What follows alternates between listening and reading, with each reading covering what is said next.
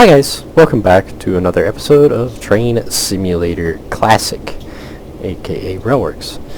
Today we're going to be taking a look at the EMD E8s from DTG. I've had this pack for a long while. It's not a new one to me, but it's not one that I myself get a lot of use out of. And in large part because, if you can hear it, those are those same tired old F7 sounds from RSC, the Kuju F7 from so freaking long ago. But anyways, the E8 is a 2200 horsepower passenger locomotive built by EMD of LaGrange, Illinois. A total of 450 CAD models were built from 1949 to 1954, and 46 B units were built from 49 to 54. They have two 567B engines stuffed into one frame.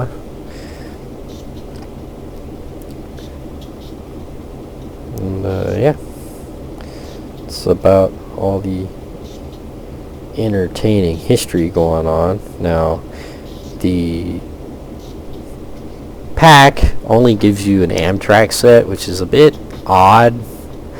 It's an odd choice for the E8s. I don't think Amtrak's really the railroad anybody thinks of when they think of the E8, but oh well. That's the schemes we got. The Amtrak models, as is pretty typical, they're inherited locomotives.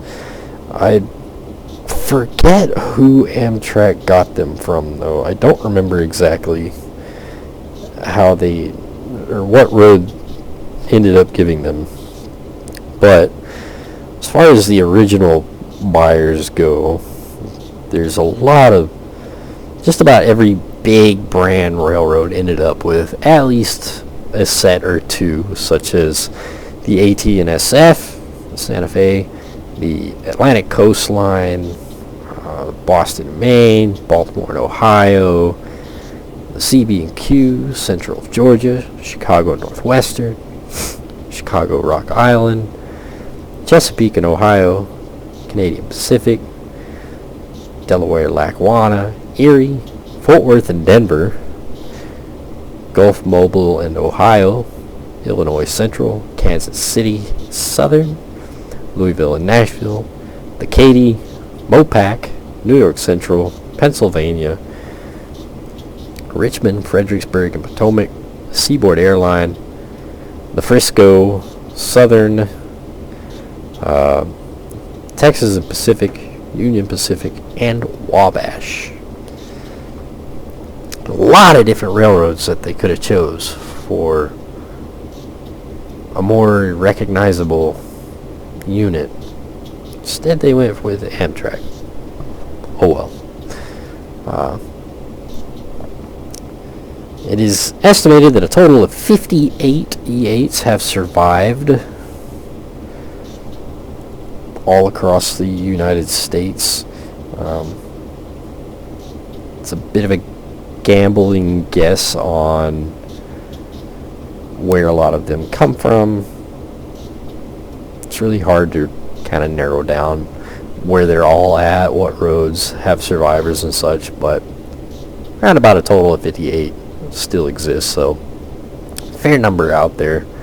But anywho, enough yammering. Let's look at the actual pack. So as you can see, I have a to B model, and we'll get a set of coaches. They're not anything necessarily special. They're actually, I'm pretty sure they're recycled from California Zephyr sets, but oh well. as far as the locomotive goes, you're going to get two different paint schemes. You're going to get the Amtrak Phase 1 and Phase 2. And of course you'll get a driver and non-driver variant, which is this entire set here, which I kind of get a kick out of. So you get a Phase 1 and a Phase 2 locomotive, but you only get Phase 1 coaches. Different. And the texturing on the coaches is not the same, which is so very noticeable. These should both be stainless steel, but they're very different stainless steels. The baggage car here is a very noticeable whitish silver, while our sleeper car here is just a kind of dull silver. I don't know what this is going on, but that is awful. Overall, though, they don't look that bad, really and truly. The texturing definitely needed touch up. I would venture to say it's two different makers. It certainly looks like two different makers. But overall, they're not the worst looking. I mean, this is not a brand new pack by any means, so I can't really judge it on modern standards, but they're just kind of meh. Nothing wild, nothing fancy. Nobody cares about those anyway. Everybody wants to see the locomotives. So let's get up close to the locomotives. Personally, I'm not a big fan of the Phase 1. I think it's absolutely hideous. But as far as the actual model goes, it really doesn't look that bad, which is pretty common on a lot of DTG models. DTG tends to do pretty good on the actual physical modeling, but the sounds are very painfully obvious. Bad. And they must not have gotten the rights for the EMD logo. Here's the placard, but no EMD.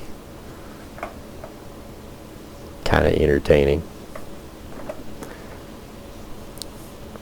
The Amtrak is very blurry, low res.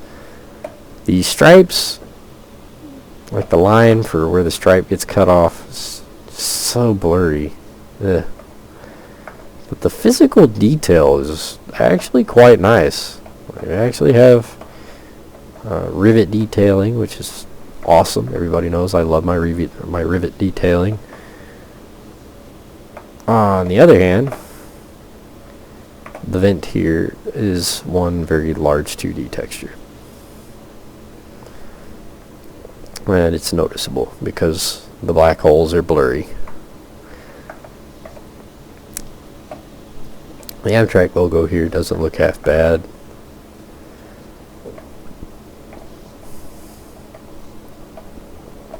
Overall, the actual physical model itself doesn't look that bad. Looks pretty good. It's got a nice bit of weathering on top. Just kind of the dark smudges where the exhausts would be, and the generators. As these are passenger locomotives, so these would actually end up with a steam generator for steam heating and such, which is not modeled, unfortunately. As you can see, all we got is plain old exhaust. Old exhaust at that. It's usual diesel exhaust that's Minecraft squares. But it is nice that it's weathered. The weathering looks pretty good. The overall texturing doesn't look that bad.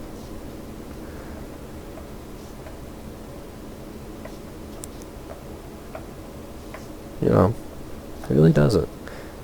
Some things kind of stand out weirdly though, because it's weathered in a way that doesn't match these panels of major note. And again, just very low res. Numbers, they don't look too bad. They're definitely blurry when you get up close to them, but they're not that bad. You back off. They look pretty good from here.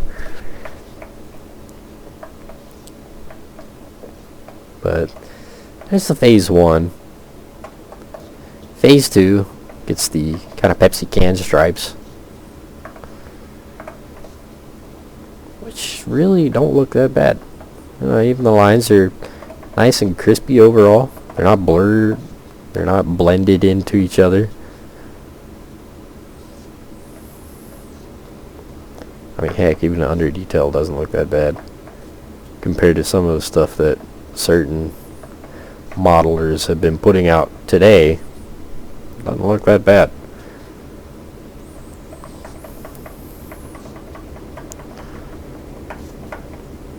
I don't know what's going on up here on the front though. Why is it so bright? Shouldn't be that bright. Oh well.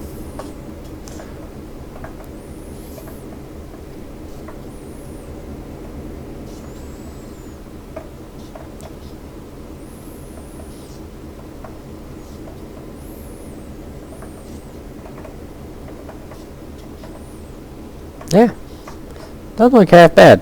Let's dive into it. Now the sounds are identical between the two phases, so there's no point in me going through them. Gonna go ahead and be sure our tracks are set up though, so we don't run into anything. And hop into the cab. Inside the cab, it's gonna be pretty familiar. These don't change a whole lot. It's gonna look like your standard F unit / E unit. But honestly, really doesn't look that this looks bad. Not a fan of whatever that's supposed to be. I'm pretty sure it's supposed to be a window shade, but it's so blurry it ain't even funny. But the roof texturing, that actually looks pretty good. Where's our cab light switch? We'll flick on for now.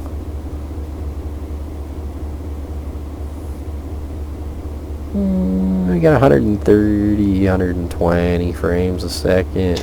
Kill it. Yeah, doesn't hurt too terribly. So we'll leave it on for now. Lots of nice small details that I can appreciate. All the bolt heads, rivets, bolts. I like it. Then we get to stuff like this. It's just extremely blurry. I don't understand why. That looks awful. And yet that looks pretty darn good. Of course, we can open our side doors. They don't make any sound, and the really blurry textures are noticeable. Don't believe we get to open the back door. Nope. Same for fireman's side. We don't get to turn his cab light on. We only get the driver's cab light. Matter of fact, do we really get anything over here? Emergency brake valve.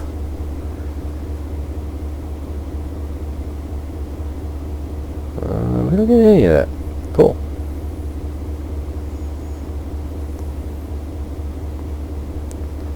Ew, the floor doesn't look that great.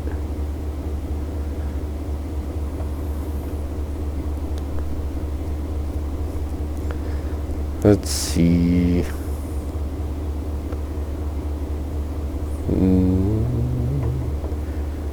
No to rolling the window up or down? I guess not. So no to the windows. Sanders. That's all we get there. Should be our dynamic brake, reverser, throttle, headlights. This whole thing just kind of looks low res, very low resolutions. And turn the headlights on.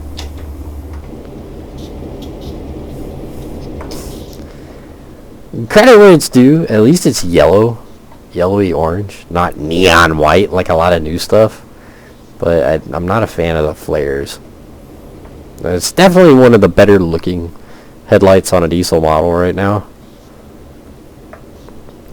As far as American content goes, that is officially sanctioned by Dovetail Games.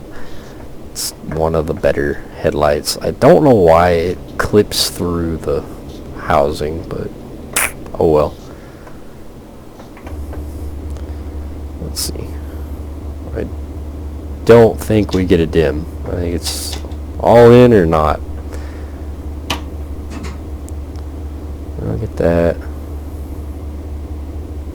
Wipers. Pretty typical wiper sounds. You just click it, and it doesn't actually operate the it doesn't operate the button. That's entertaining. Brakes. Bell. I know, surprise. Same.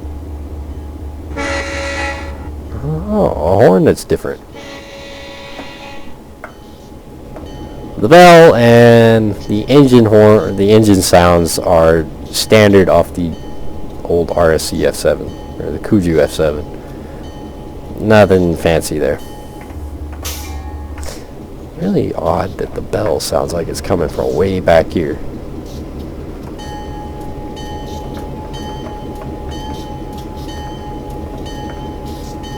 Matter of fact, it's right here.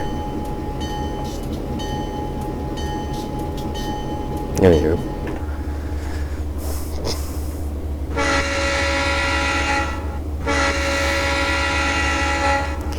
Not the worst sounding horn sound. The short horn sounds horrible, and there's no sound occlusion inside, outside.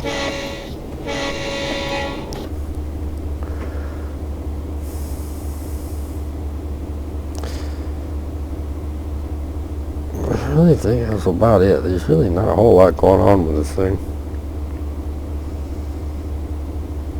Independence, train brake. We don't get that. Don't really get anything down there. Yeah. So let's run it up.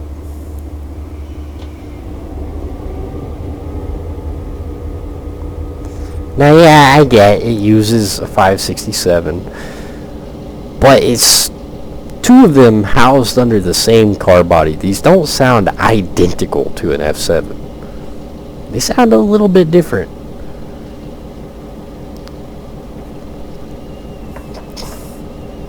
So it's kind of frustrating that, yet again, another reused sound on a locomotive. It's not exactly hard to find videos of in operation.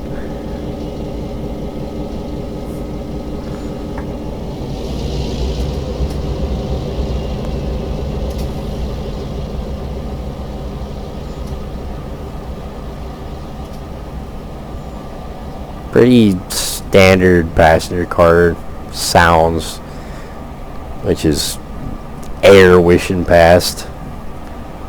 Not great.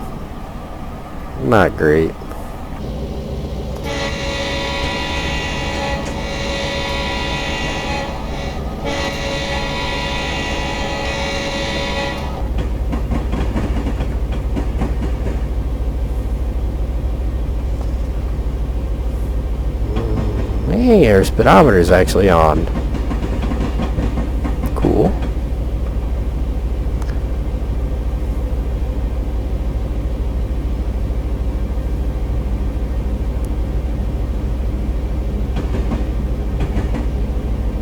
Interesting.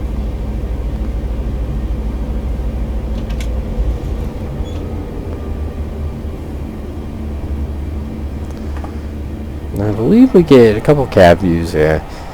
They're not great. Like our light here that's, you know, just appearing out of nothing.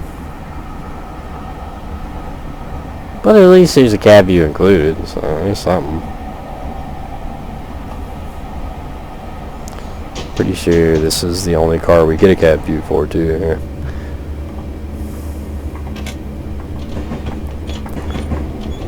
I'll run it all the way up just for giggles and squiggles. It sounds like a F7. That's all it is. It sounds like your base game F7. pretty much performs about the same too. Like, I mean, it's not wildly different.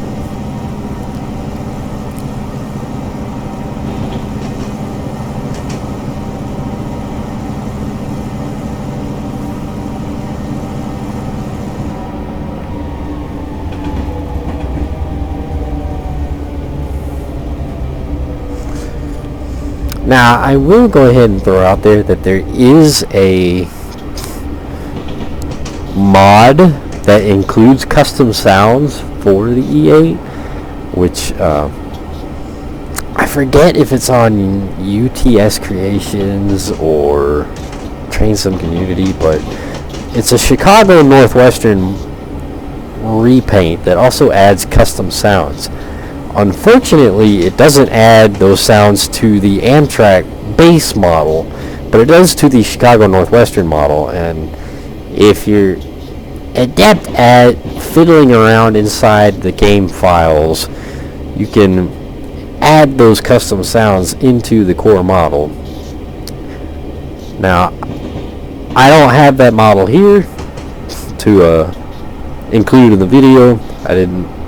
It's not part of the pack, so it's not part of this video, but I do highly recommend going and looking for it, because it helps out a lot with giving it some proper sounds that really more fit an E8.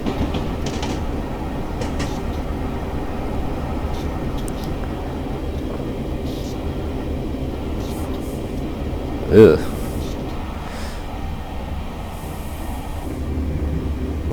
Sounds just, they don't do it for me. The tail lights do flip on. Red lights, just a nice little touch.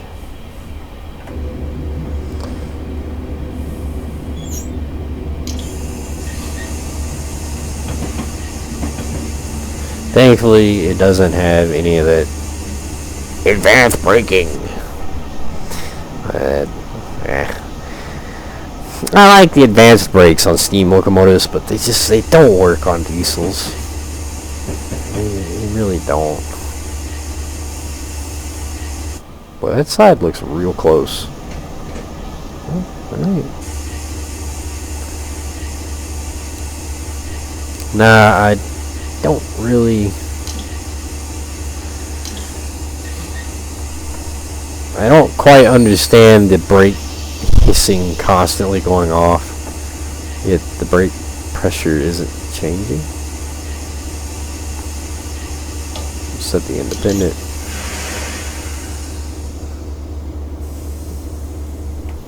But yeah, there it is, the E8 pack from DTG.